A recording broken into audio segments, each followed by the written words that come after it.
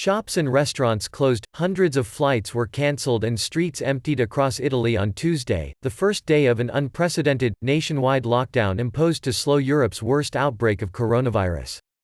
Just hours after the dramatic new restrictions came into force, health authorities announced the death toll had jumped by 168 to 631, the largest rise in absolute numbers since the contagion came to light on February 21. The total number of confirmed cases rose at a much slower rate than recently seen, hitting 10,149 against a previous 9,172, but officials warned that the region at the epicenter, Lombardy, had provided incomplete data. The government has told all Italians to stay at home and avoid non-essential travel until April 3, radically widening steps already taken in much of the wealthy north, which is the epicenter of the spreading contagion. "Our civic duty is the only thing that can save us," said Marzio Tonillo, 35, a teacher from the northern town of San Fiorano, which was placed under quarantine last month. Prime Minister Giuseppe Conte unexpectedly expanded the so-called red zone to the entire country on Monday night, introducing the most severe controls on a Western nation since World War II.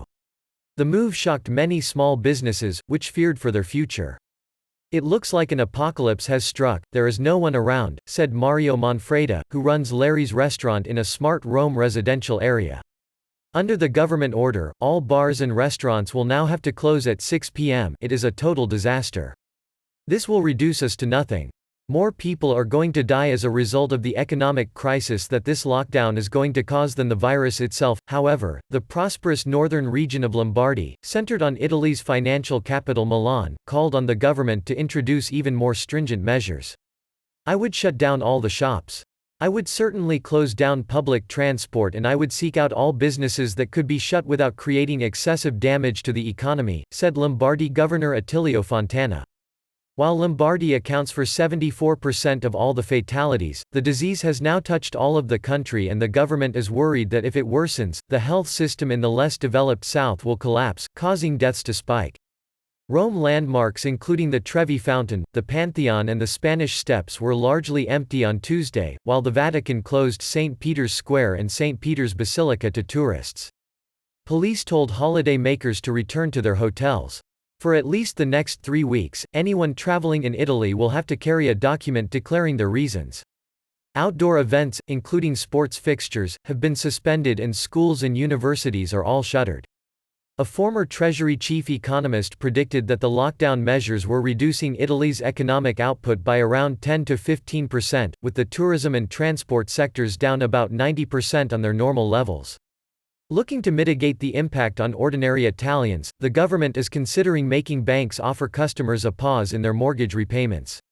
It also called for the European Union to relax its rules to allow more state spending.